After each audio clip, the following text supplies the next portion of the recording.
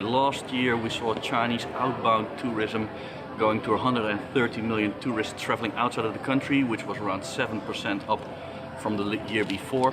And in our new Thompson intelligence report, we focus on this new generation of outbound tourists. So the days are almost over of these flag-waving groups of Chinese tourists. I think what the report now illustrates is there's a whole new cohort of independent Chinese travelers emerging that are booking their trips independently, that are traveling very much to destinations that are experience-led, authentic experiences, real experiences. They want to immerse into local culture, and they're also willing to spend more. So what we saw is that they indicated that they have been spending more last year than the year before, and basically have different needs and wants compared to the previous generation of Chinese travelers. So these are typical people now who start to discover travel. It also coincides with the increase in the rise of the Chinese middle class. So we see the same behavior across all age groups and city tiers. They're quite anxious, this new generation of Chinese travelers. So they're quite afraid of terrorism.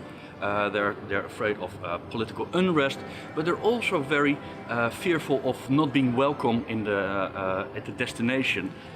So they are a little bit afraid of being stereotyped as those rude Chinese tourists. So I think the report gives you a great amount of insight. How can you welcome these Chinese travelers? What are their deterrents? And how can you tailor your products and services to cater for them?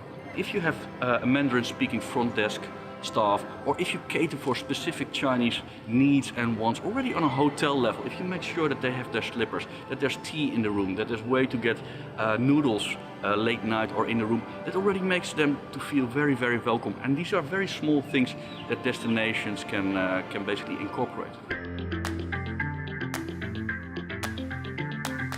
And you really need to understand the Chinese customer journey. How does a Chinese traveler start to dream? How does he start to book? How does he experience his travel? And then after the travel, how does he broadcast his content on social media? Because social is key. How will the funnel work in China? So it's not so relevant if you got a B2B strategy based on Facebook. In China, you can throw that away. So it needs to be what's your WeChat, what's your Weibo strategy. So again, you need to very much focus on your Chinese consumers, and their needs and wants and the touch points they use are different. If you did not post it on WeChat, it did not happen. Overseas destination that's doing fantastic is Finland, because from Asia it's one of the quickest ways to get into Europe. If you want to go to Paris, you make your transit in Helsinki. And what they managed to do very well for Chinese travelers is to convince them to stay 1 or 2 days longer. And how did they do that? They made sure that, first of all, they tied in with Chinese payment systems, WeChat Pay, Alipay. You can even book a reindeer safari using WeChat Pay, and also getting at some key points from Chinese or Mandarin-speaking frontline staff. In this very small town of Helsinki, there's a Louis Vuitton shop who exclusively almost caters to Chinese tourists. So they make the purchase there to avoid the 40% luxury tax in China.